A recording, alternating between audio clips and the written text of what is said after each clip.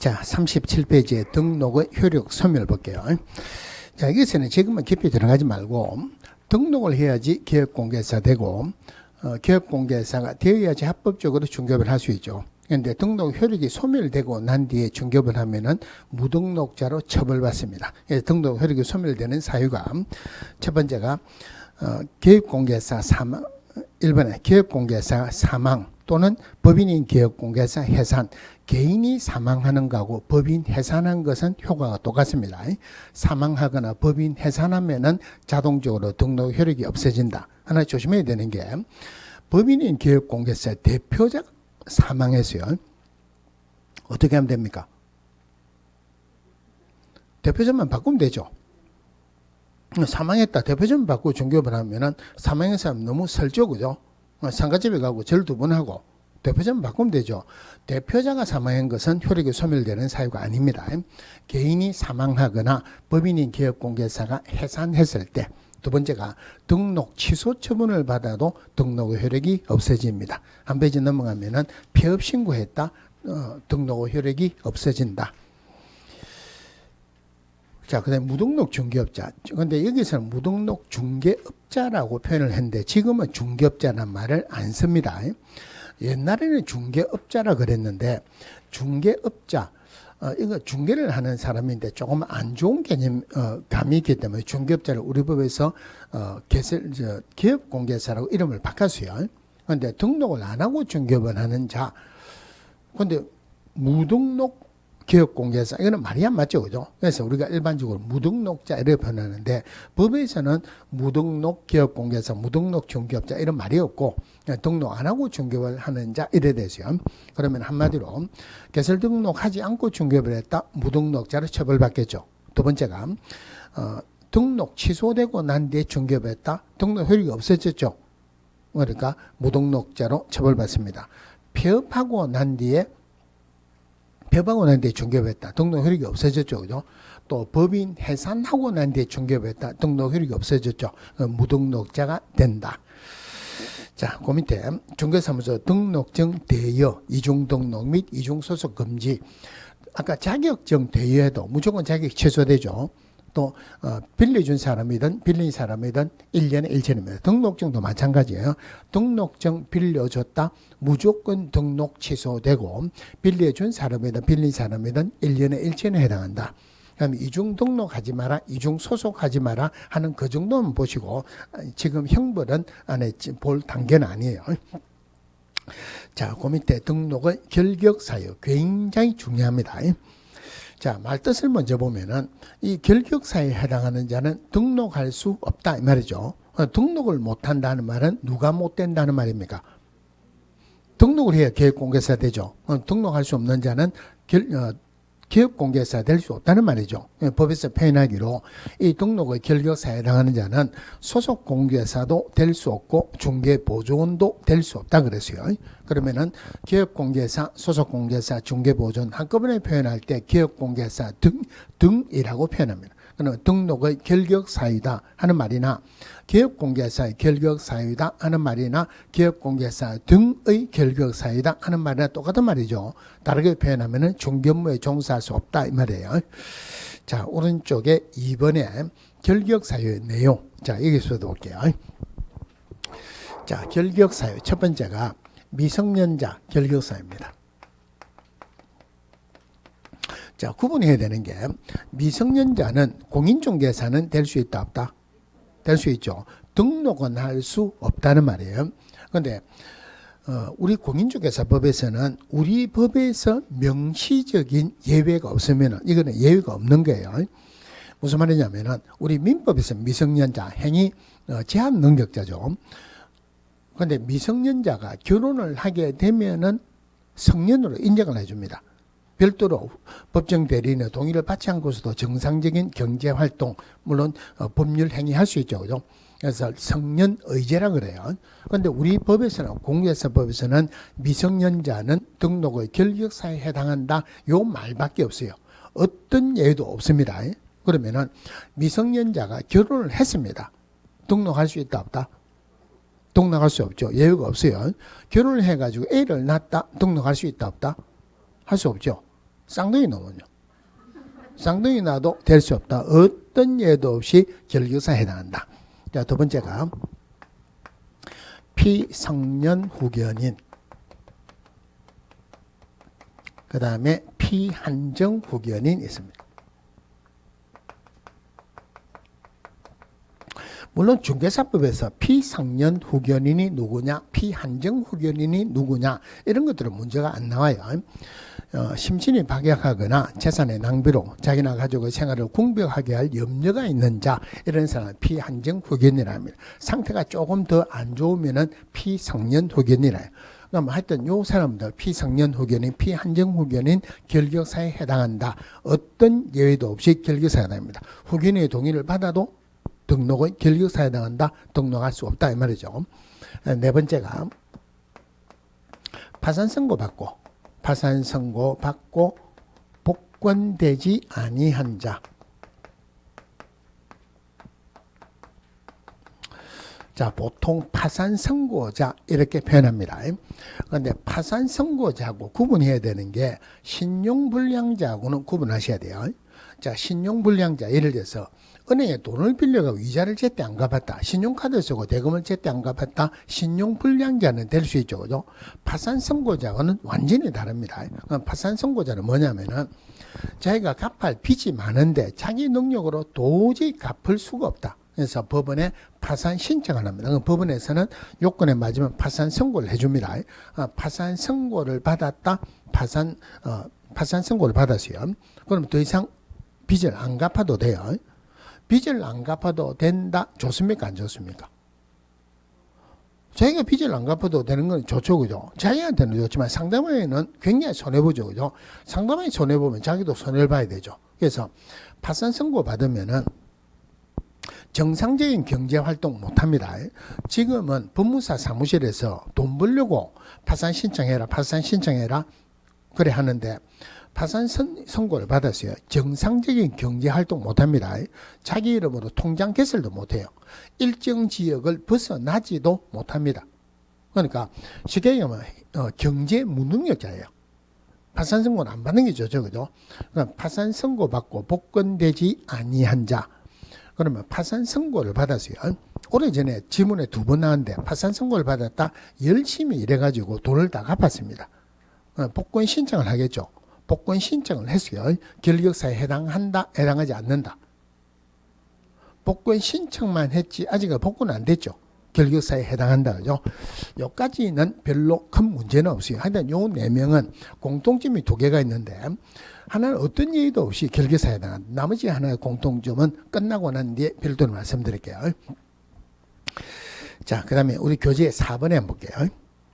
자, 금고 이상의 징역, 금고 또는 징역의 실형을 선고받고 그 집행이 종료된 날보다 3년이 경과되지 아니한 자, 금고 또는 징역의 실형 선고를 받고 집행이 면제된 날보다 3년이 지나지 아니한 자, 이래 되어 있는데 법에서 표현되기로는 뭐라고 되어 있냐면은 자, 금고 이상의 실형을 선고받고, 그러면은 우리 교도소들은 이제 형벌에는 2가지 종류가 있어요. 우리 법의 형벌이 1년 이하의 징역 또는 1천만 원 이하의 벌금, 3년에 3천도 있죠. 징역이나 벌금을 형벌이라고 표현합니다. 그 중에서 교도소 들어가는 형벌, 징역, 금고를 실형이라고 표현해요. 그러면 금고 이상의 형이다 하는 말이나 금고 이상의 실형이다 하는 말이나 똑같은 말이에요. 그러면은 교도소 들어가는 게 징역이에요. 그런데 교도소 들어가고 노역을 하게 되면은 징역이라고 하고 노역을 안 하면은 금고라고 합니다. 금고는 아무에게나 주는 게 아니고 미수범, 정치범, 사상범에게만 금고 줄 수 있어요. 그런데 금고 받아도 자기가 원하면은 노역을 할 수도 있어요. 그럼 금고 이상의 실형을 선고받았다, 교도소 들어갔다는 말이죠. 실형을 선고받고 집행이 종료되거나 또는 면제된 날로부터 3년이 경과되지 아니한 자 결격사유다. 그럼 일단 이 3년의 의미를 보면은 집행이 종료되었다. 대표적으로 만기 출소했죠. 그죠? 그러면 누가 교도소에 10년 동안 살다가 만기 출소해서 나왔어요. 자기 집에 가야 되겠죠. 근데 10년 동안 교통수단도 많이 달라졌고 도로 상황도 많이 달라졌고 버스 노선도 많이 달라졌죠. 10년 지났다 자기 집을 찾아가기로도 쉽지도 않았다. 그죠? 사회에 적응하기 쉽다 어렵다. 어렵다. 그래서 요 3년은 사회에 적응하는 시기다. 이래 보세요. 그럼 한마디로 교도소 들어갔다 나왔다 만기 출소되면 3년 동안 결격사에 해당합니다. 자, 여기서 자주 나오는 거 하나만 봅시다. 가석방이 있어요. 자, 가석방. 교도소에서 모범수로 복역을 하게 되면은 만기 출소되기 전에 가로 임시로 석방을 해준 사람이 있어요. 가석방. 그러면은 가석방 되었다, 집행 종료되거나 면제된 거로 안 봅니다. 그러니까 가석방 되었다, 언제 종료되느냐 하면은 남아있는 잔여 형기가 지나가야 돼요.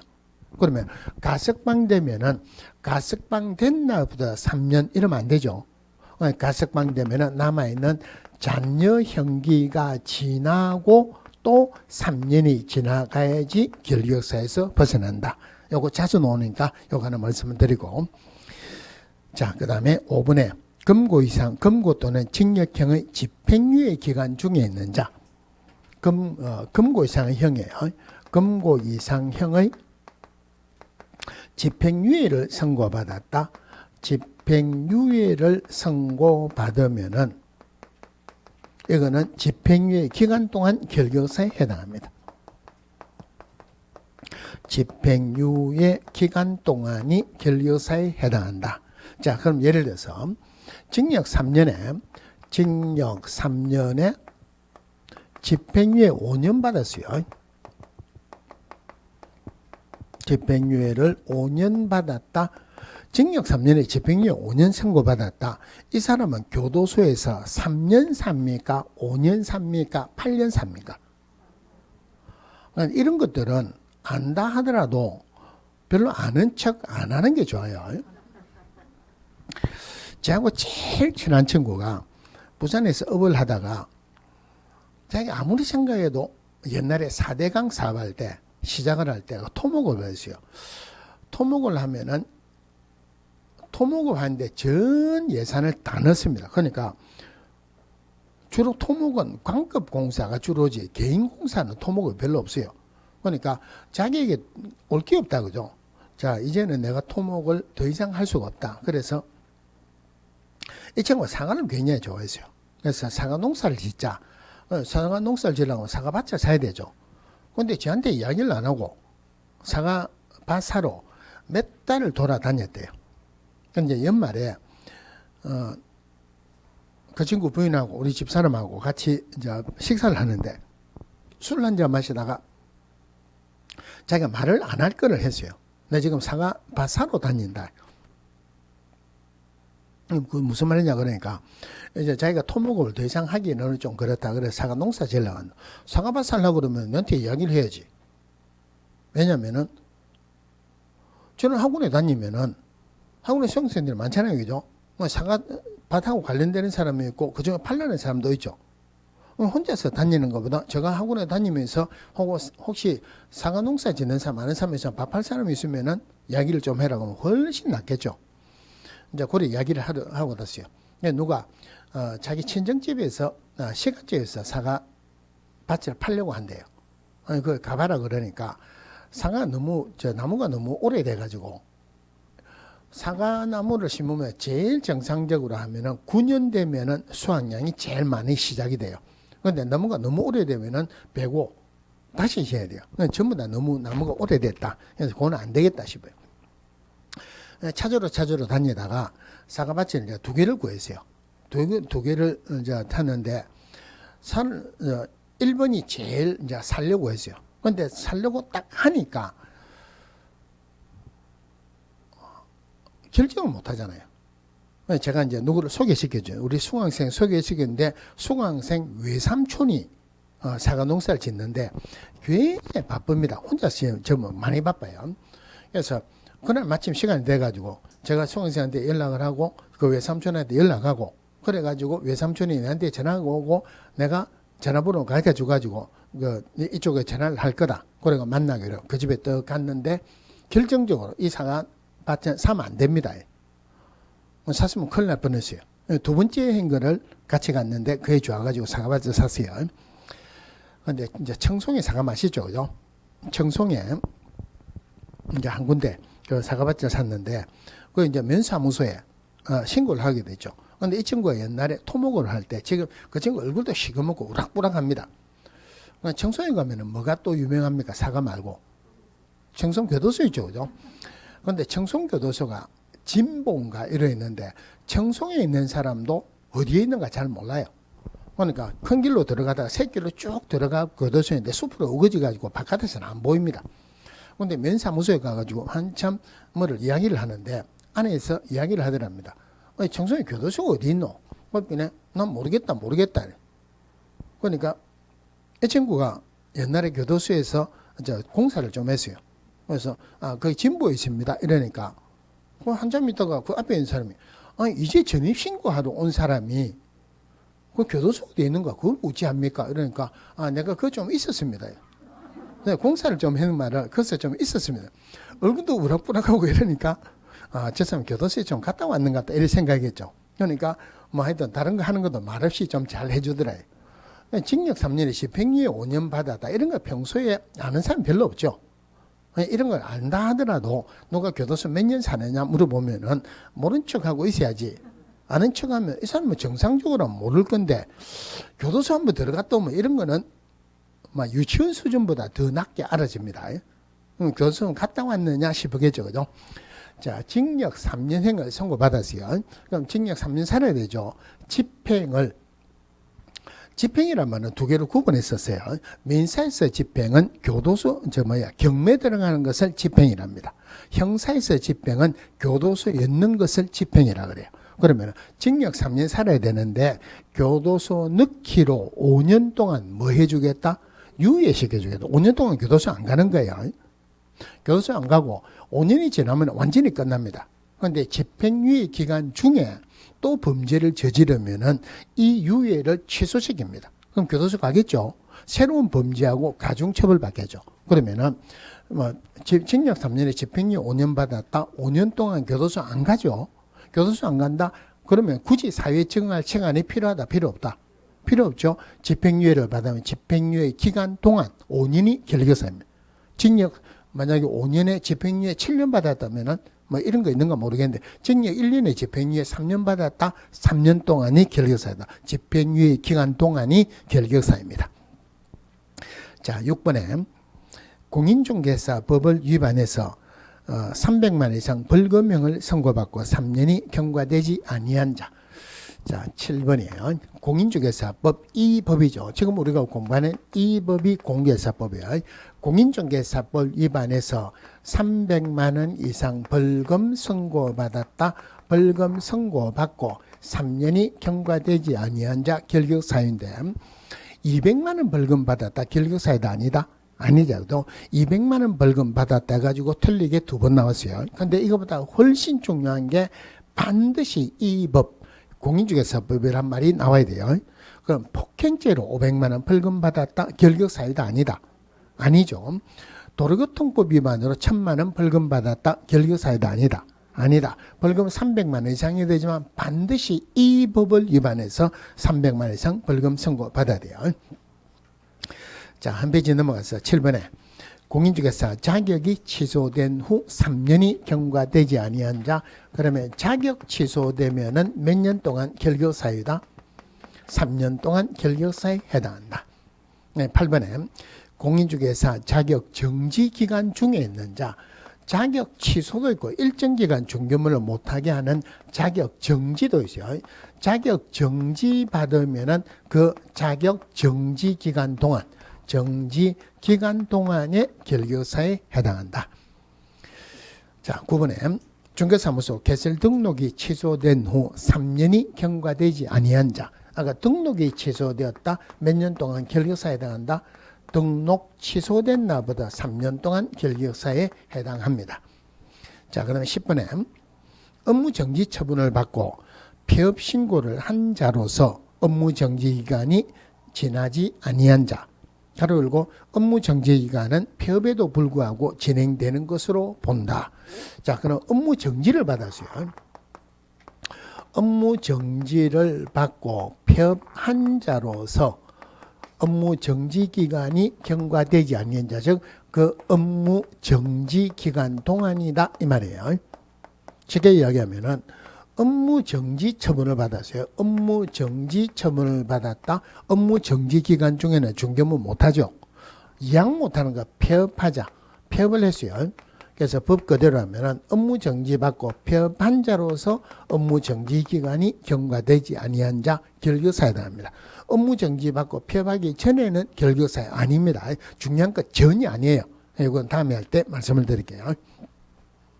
자, 11번에 업무 정지 처분을 받은 법인인 기업공개사의 업무 정지 사유 발생한 당시의 사원 또는 임원이었던 자로서 해당 기업공개사에 대한 업무 정지 기간이 경과되지 아니한 자. 자, 업무 정지를 누가 받았냐? 법인이 받았어요.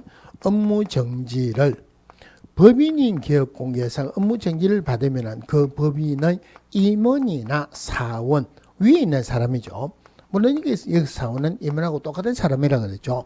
임원의 사원에게 그 업무 정지 기간 동안 결격 사유로 줍니다. 업무 정지 기간 동안 결격 사유에 해당하는데 중요한 거는 뭐냐면은 자, 법인이 업무 정지 처분을 받았어요. 업무 정지 처분을 받았다 하는 말은 쉽게 얘기하면 업무 정지 처분 받을 만한 사유가 있었기 때문에 업무 정지 처분을 받죠. 그죠?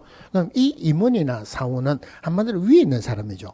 회사 전체를 관리하는 사람이에요. 그러면은 관리를 잘못했기 때문에 법인이 업무 정지를 받으면은 관리를 잘못했기 때문에 임원이나 사원에게 그 업무 정지 기간 동안 결격사유를 줍니다. 그런데 관리를 잘못한 임원이나 사원은 업무 정지 처분 받을 때 있던 임원이나 사원이 관리를 잘못했습니까? 아니면은 업무 정지 사유가 발생했을 때 있던 임원이 관리를 잘못했습니까? 사유 발생했을 때 있던 임원이 관리를 잘못했죠. 그래서 업무정지 처분 당시의 임원이나 사원이 아니고 업무정지 사유 발생했을 때 있던 그 임원이나 사원에게 업무정지 기간 동안 결격사유를 준다 말이에요. 마지막으로 12번에 사원 또는 임원 중 결격사유에 해당하는 자가 있는 법인입니다. 한번 다르게 표현하면은 결격사유에 해당하는 임원이나 사원이 있는 법인도 결격사유에 해당한다. 한마디로 임원이나 사원 중에 한 명이라도 결격사유에 해당하면은 법인이 결격사유에 해당한다 이 말이에요. 그럼 기업공개사가 결격사유에 해당하면은 등록의 결격사유에다 등록할 수 없죠. 그러면 보통 사람이 결격사유에 해당하면은 등록을 못합니다. 기업공개사가 결격사유에 해당하면 등록이 취소됩니다. 그러면은 임원이나 사원 한 명이라도 결격사유에 해당하면 법인이 결격사유에 해당한다. 법인 등록 취소되겠죠. 한 명 때문에 법인이 등록 취소된다. 이거는 너무 심하다. 그죠? 그래서 예외 규정을 둬 가지고 2개월 이내 해소하는 경우는 그러하지 아니하다. 이 결격사유에 해당하는 자를 2개월 이내 내보내면은 법인의 결격사유로 안 보겠다 이 말이에요. 자, 그러면은 이게 결격사유, 물론 이거 말고도 여러분들이 다음에 보면은 조금 상세하게 구체적으로 봐야 될 게 있는데 전체적으로 보면 이게 결격사유입니다. 한 문제는 꼭 나와요. 한 15년 정도 됐는 걸로 기억을 하는데 세계적인 석학자 한 명이 우리나라 와서 강연을 한 적이 있었어요. 암기를 잘하는 방법. 첫 번째 방법이 뭐겠습니까? 암기를 잘하는 방법, 노트 필기를 잘해라.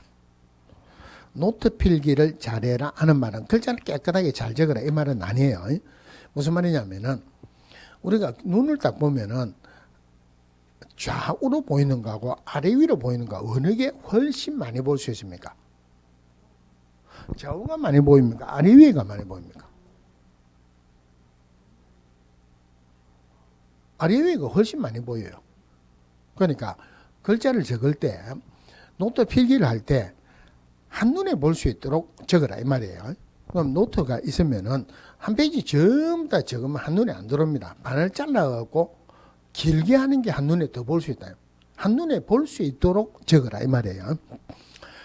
한눈에 볼 수 있도록 적으라. 이거 암기를 할 때 시각적으로 암기하는 거 굉장히 오래 갑니다. 시각적으로 암기하는 거. 다음에 시각적으로 암기하는 거 오래가는 예를 들어서 다음에 할 때 한번 말씀을 드릴게요.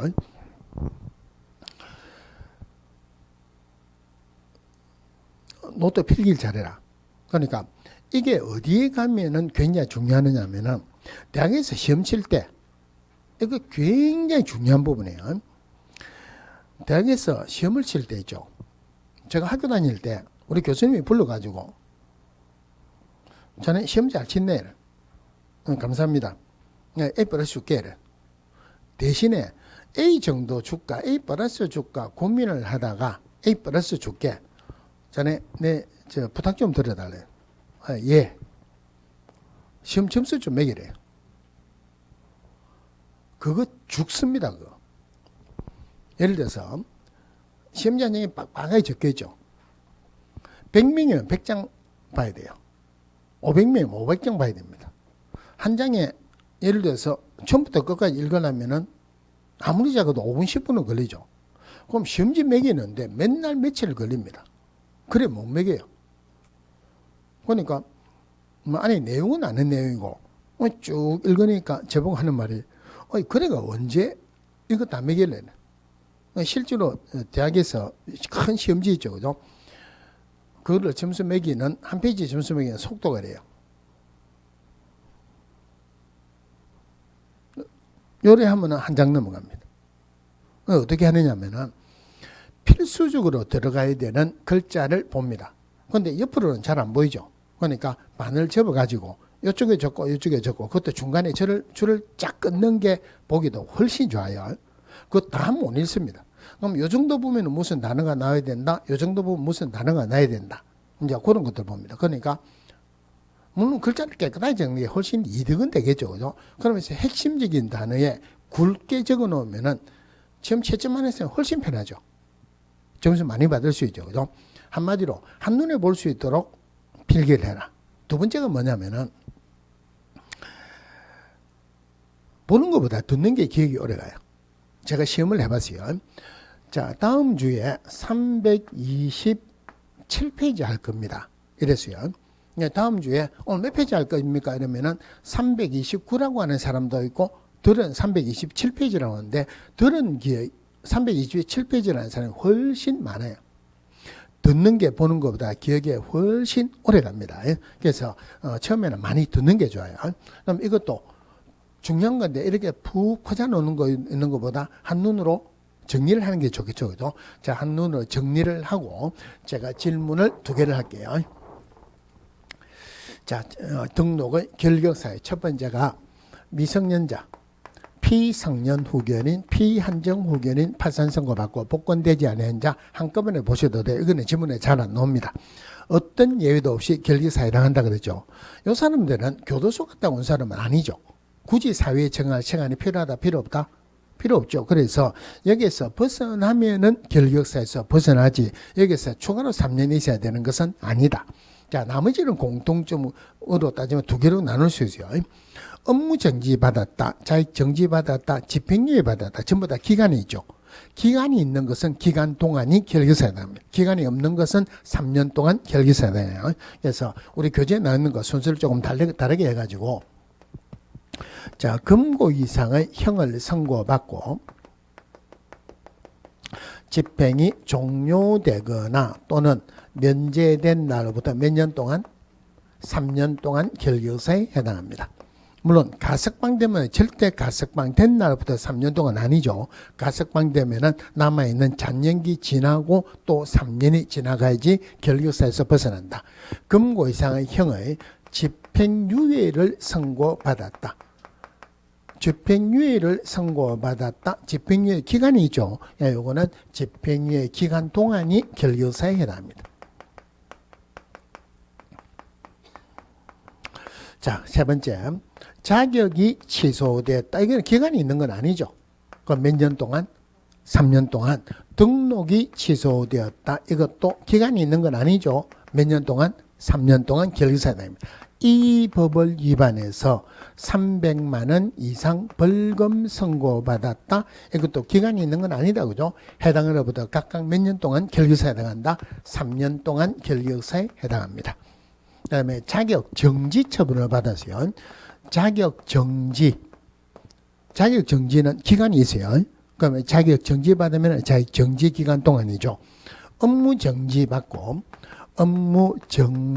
받고 폐업한 자로서 업무 정지 기간이 경과되지 아니한 자. 그 다음에 업무 정지를 법인이 받았다면은 그 법인의 위에 있는 사람, 법인의 임원이나 사원에게 각각 그 정지 기간 동안 결격 사유를 주는데, 중요한 것은 임원이나 사원은 업무정지 처분 당시의 임원이나 사원이 잘못했습니까? 업무정지 사유 발생했을 때 있던 임원이나 사원이 잘못했습니까? 그러니까 처분 당시의 임원이나 사원이 아니고 업무정지 사유 발생했을 때 있던 임원이나 사원, 그 업무정지 기간 동안 결격사유에 해당한다. 마지막으로 결격사유에 해당하는 임원이나 사원이 있는 법인도 결격사유에 해당한다. 다만 2개월 이내 해소하는 경우는 그러하지 아니하다. 이거 한 문제 꼭 나옵니다. 자, 방금 했으니까 질문해도 대답할 수 있겠죠, 그죠? 자, 첫 번째, 변호사법. 이 법 아니죠? 변호사법 위반으로 징역 3년 선고받았다. 결격사유에 해당한다, 안 한다? 왜요?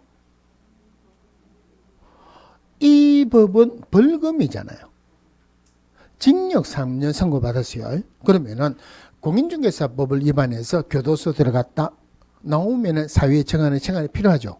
변호사법 위반으로 교도소 들어갔다 나오면 사유에 청하는 청안이 필요하다, 필요 없다? 필요하다, 그죠? 그럼 이것도 결격사유 맞죠? 그러니까 중요한 것은 벌금은 이 법이에요. 그러니까 전부 다 이 법 이러니까 금고 이상은 형을 선고받아도 이 법 아니면 결격사유 아니다라고 착각을 하기가 쉽다는 말이에요. 다시 돌아갈 때가 되시요. 벌금은 반드시 이 법이어야 되는데 교도소 들어가는 형인 금고 이상의 형이나 집행유예는 어떤 법이라도 결격사유에 해당한다. 헷갈릴만 하죠, 그죠? 조심하셔야 돼요. 질문 하나 더 할게요. 자, 시험 칠 때 공개사 시험에서 부정행위했어요. 몇 년 동안 등록의 결격사유에 해당한다?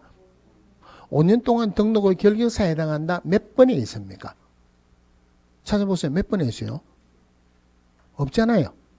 이게 틀린 답으로 반드시 한번 나왔어야 되는데 아직까지 한 번도 안 나왔어요. 구분해야 되는 게 공인중개사가 될 수 없는 자, 등록의 결격사유에 해당하는 자 구분하셔야 돼요. 그러면 공인중개사가 될 수 없는 자 2명 있었죠. 자격 취소되고 몇 년 동안? 3년 동안. 부정행위하고 5년 동안. 자격 취소되고 3년 동안은 공개사 시험도 못 치고 등록의 결격사유도 해당한다. 그죠? 부정행위하고 5년 동안은 공인중개사가 못 되는 거지 등록의 결격사유에 해당하는 것은 아니다. 그러면은 부정행위하고 5년 동안은 공개사 못 되니까 공인중개사는 기업공개사 못 되죠. 소속공개사는 못 되죠. 근데 결격사유는 아니죠. 5년 동안 중개보조원은 될 수 있다 이 말이에요.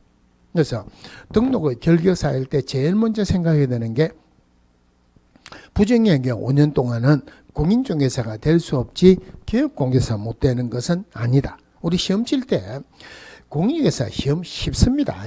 쉬운데 생각을 안 하고 문제를 푸니까 답이 안 나오는 거예요.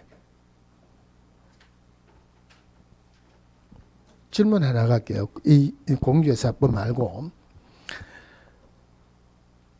소가 놓으면은 송아지죠. 송아지 맞죠? 말이 놓으면 뭡니까? 망아지죠. 개가 놓으면 뭐예요? 개가 놓으면은 강아지죠. 질문할게요. 닭이 놓으면 뭡니까? 생각을 안 하고 하니까 병아리라. 닭이 병아리 놓습니까? 알을 놓습니까? 한 번만 생각을 하면 쉬운데 중개사법 문제가 그래요. 한 번만 내 생각하면 되는데 그냥 나오는 대로 또 하니까 점수가 안 나오는 거예요. 부정행위하고 5년 동안은 공인중개사가 될 수 없지 등록의 결격사유에 해당하는 것은 아니다. 그죠? 자, 그 다음에 오른쪽에 기업공개사의 겸업. 업무 범위 요거는 다음 주에 합시다. 자, 오늘은 여기까지 합니다. 여기까지 한다 하더라도 뭐가 남았습니까? 복습은 한번 해야 되죠. 그죠? 자, 오늘 제일 처음에 나온 게 중개대상물에서요. 그 중개대상물이 어디서 나오냐면은, 자, 중개라는 개념에서 제3조 규정에 의한 중개대상물에 대해서 거래 당사자 간의 매매, 교환, 임대차, 그 밖의 권리의 특실 변경을 알선하는 것을 중개라고 한다. 그럼 3조 규정에 의한 중개대상물이 아니면은 중개가 될 수가 없죠. 중개가 안 되면은 결론적으로 중개업에 해당될 수 없습니다. 그럼 이 중개대상물 기본적으로 부동산이어야 한다. 부동산이 아닌 것, 형태가 없는 것, 예를 들어서 권리금, 특허권, 영업권, 지적소유권 이런 것들 중개대상물 안 돼요. 그런데 부동산이라고 전부 다 중개대상물 되는 것은 아니다. 우리 법으로 정한 토지 건축물, 그 밖에 토지 정착물, 임목, 공장재단, 광업재단만 중개대상물이 되지, 비행기나 선박 이런 것들은 중개대상물 안 된다 그러죠. 그러면 법정 중개대상물이라 하더라도 사적 소유가 안 되면 중개대상물 안 됩니다. 거래가 안 돼도 중개대상물 안 되죠. 그죠? 자, 그러면은 중개대상물 중에서 토지 건축물, 그 밖에 토지 정착물, 법에서 규정된 것은 허가를 안 받아도, 등기를 안 해도 중개대상물 됩니다. 자, 토지는 별로 문제가 잘 나오는 건 아닌데, 토지 매매할 때는 필지 단위로 거래가 된다. 다른 말로 하면 1필지의 일부분은 매매할 수 없다는 말이에요. 자, 저당권 설정할 때도 1필지 전체가 됩니다. 대신에 빌려주는 것, 용익물권이라 그래요. 지상권, 지혜권, 전세권, 그리고 임차권은 1필지의 일부분도 가능합니다. 무주부동산 누구 겁니까? 주인이 없는 땅은 누구 거다? 무주부동산 누구 겁니까? 누가 하는 말이 먼저 본 놈이 임자다 이러는데 그는 국유입니다. 국유라는 말은 중개대상물이 안 되죠. 그죠? 미채굴 광물, 국유예요. 중개대상물 안 되죠. 공유수면, 공유수면이 뭐냐면은 바닷물에 파도가 주시가 쭉 들어옵니다. 쭉 빠지는 그 사이를 공유수면이라는데 이거는 개인권 안 돼요. 공유수면은 사적 소유가 안 되니까 중개대상물 안 된다. 그죠? 근데 만약에 공유수면을 매립인가를 받고 준공 허가를 받았다면은 개인거 될 수 있거든요. 그러면은 중개대상물이 될 수 있겠죠. 자, 토지는 별로 문제가 잘 안 오는데 건축물이에요. 건축물. 우리 판례에서는 민법상 건축물에 한정된다. 그건 별로 중요한 건 아니고. 그런데 건축물이라 하더라도 형태가 없는 건축물, 장차 예정될 건축물도 중개대상물 될 수 있다. 그럼 예를 들어서 분양계약을 체결했어요. 특정한 동호수가 결정됐죠. 그리고 등기할 때까지의 권리를 법에서 표현하기로 주택법에서는 입주자로 선정된 지위 이랬는데 우리가 입주자로 선정된 지위를 우리가 일반적으로 표현할 때는 분양권으로 표현합니다. 분양권 형태가 없죠. 그죠? 그런데 분양권이라 하는 말은 특정한 동호수가 결정된 미래건물로 본다. 미래건물도 중개대상물 된다. 이거 반드시 구분해야 되는 게 추첨해서 당첨되면은 분양계약을 체결할 수 있는 권리, 즉 추첨해서 당첨되면은 입주 예정자로 선정될 수 있는 지위. 아직 분양계약이 체결 안 됐죠. 특정한 동호수가 결정된 건 아니죠. 이 입주권은 중개대상물이 될 수 없다.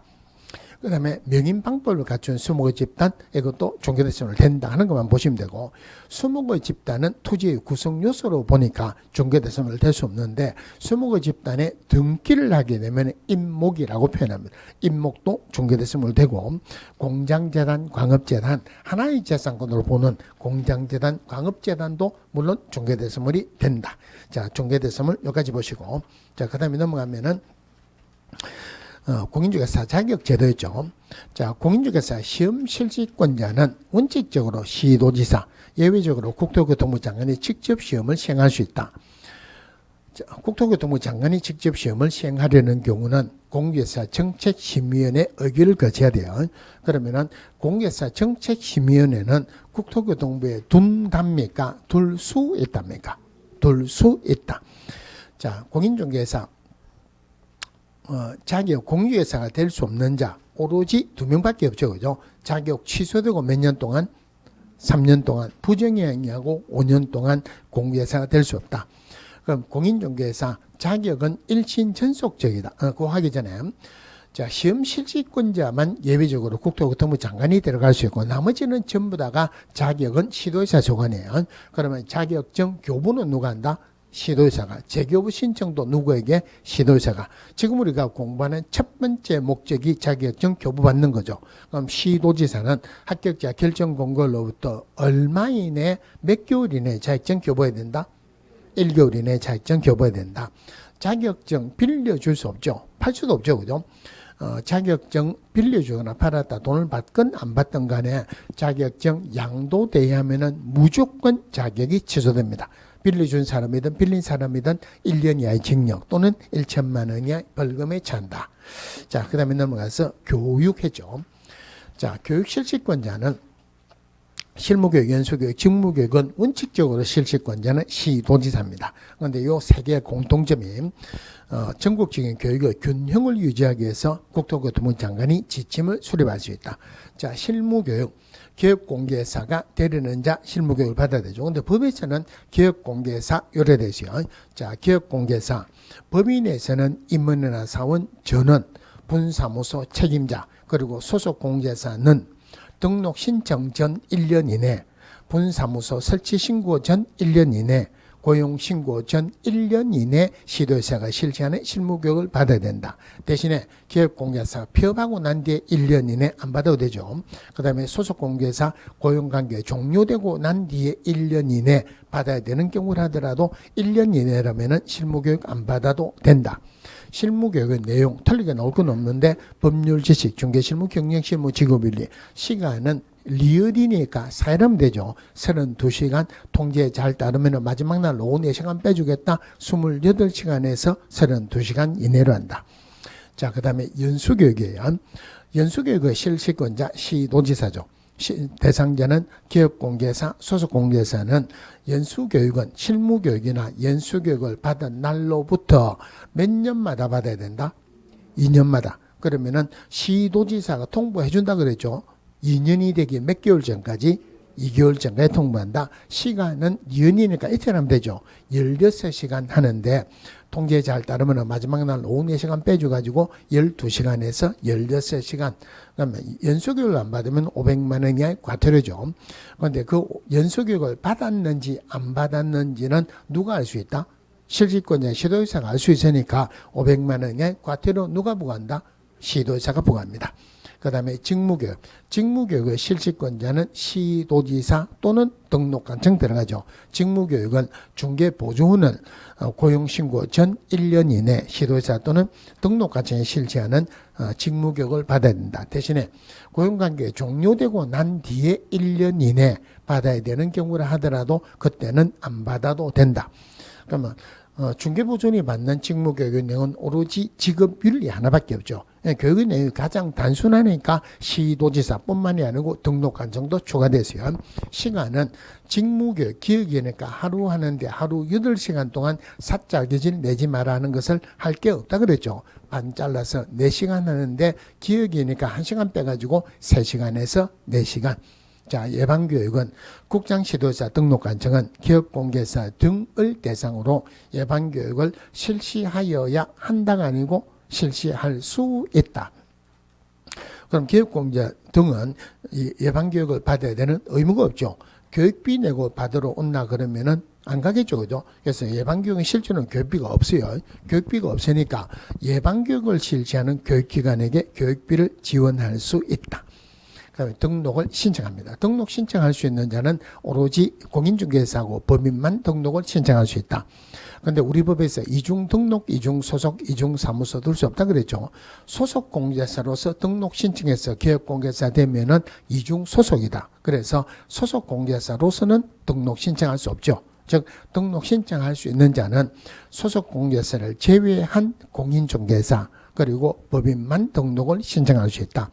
누구에게 등록 신청하느냐? 등록관청이라고 하는데 중개사무소 소재지를 관할하는 시장이나 군수나 구청장이 등록관청이다. 시장가로 열고 구가 설치되어 있지 않은 시를 말한다. 특별시든 광역시든 대도시시든 안에 구가 있는 시장은 등록관청이 아니죠. 그때는 구청장이 등록관청이에요. 그럼 등록 요건은 공인중개사가 등록 신청할 때 들어가는 서류가 사실사자 들어가죠. 사진, 여권용 사진 들어가면 되죠. 실무교육 받아야 돼. 실무교육 받은 확인서 들어가고 사무소 확보해야 되는데 이 사무소는 건축물 대장에 기재된 건물이어야 돼요. 물론 꼭 자기 거 아니어도 되죠. 소유하거나 전세, 임대차, 사용대차 등 어떤 방법으로든 사용권만 확보하면 된다. 자격증 있어야 되지만 자격증 사본이 첨부되는 것은 아니다.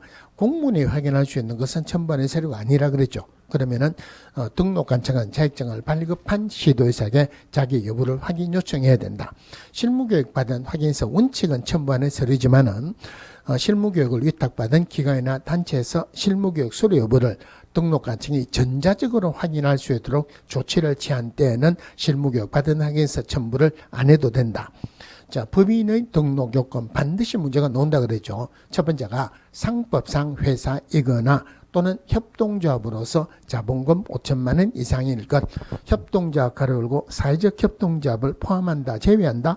제외한다. 즉 사회적 협동조합은 영리를 목적으로 할 수 없기 때문에 어떤 등록 요건을 갖춘다 하더라도 절대 등록을 안 해줍니다. 두 번째, 법 14조에서 규정된 것만을 목적으로 설립될 것. 세 번째가 대표자는 공유회사 이하된다. 그리고 임원 또는 사원의 3분의 1 이상은 공유회사에 이해야 되죠. 이럴 때 대표자 포함한다, 제외한다? 제외한다. 대표자를 제외한 임원 또는 사원의 3분의 1 이상은 공유회사일 것. 나머지는 서류가 들어가는 사실사자 들어가면 되죠. 실무교육은 임원이나 사원 전원이 받아야 돼요. 예외가 전혀 없죠. 그죠? 그리고 사무소 확보해야 되는데 우리 법에서 사무소 면적 규정은 전혀 없다 그랬어요. 자, 등록을 했어요.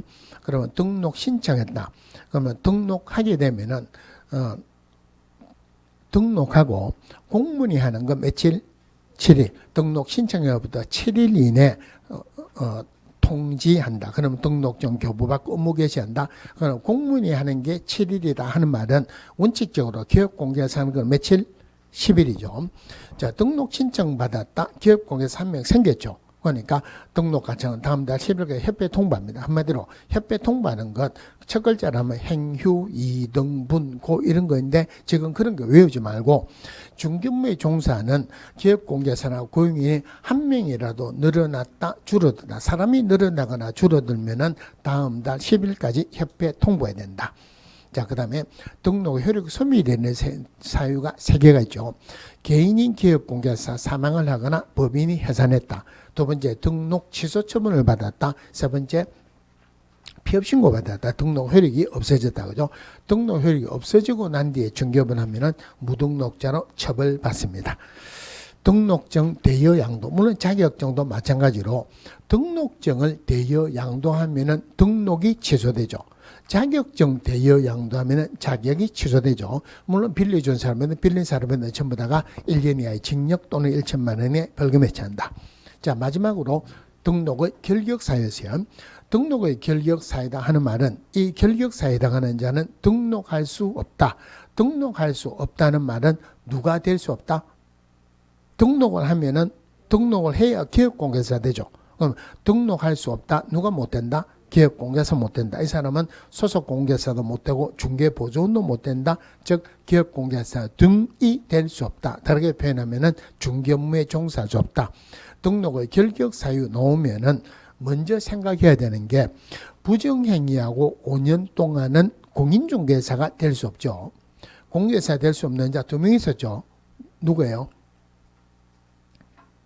첫 번째 공부 안 하는 사람, 두 번째 공부 못하는 사람.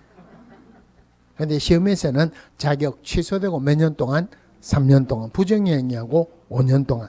부정행위하고 5년 동안은 공인중개사가 될 수 없지 절대 등록의 결격사에 해당하는 것은 아니다. 자, 등록의 결격사유 중에서 첫 번째 미성년자, 피성년 후견인, 피한정 후견인, 파산선고받고 복권되지 아니한 자, 요 4명은 어떤 예의도 없이 결격사에 해당한다. 결혼을 했든 안 했든 아니면은 후견인의 동의를 받든 안 받든 결격사에 해당합니다. 작년에도 요 지문이 한번 나왔고 몇 년 전에도 한번 나왔는데 피성년 후견인, 피한정 후견이 결격사에 해당하지.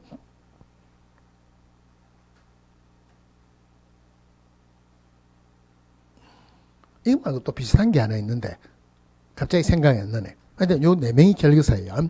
자, 나머지는 업무정지 받았다, 자격정지 받았다, 집행유예 받았다, 기간이 있죠. 기간이 있으면은 기간 동안이 결교사에 해당한다. 기간이 없으면 몇 년 동안? 3년 동안 결교사에 해당해요. 그러면은 금고 이상의 형을 선고받고 집행 종료되거나 면제된 날로부터 3년이 경과되지 아니한 자, 한마디로 사회에 적응하는 시기다. 이래 보시면 돼요.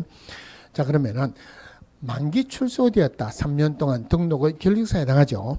가석방 되면은 가석방 된 날부터 3년 동안 결교사에 해당하는 건 아니죠.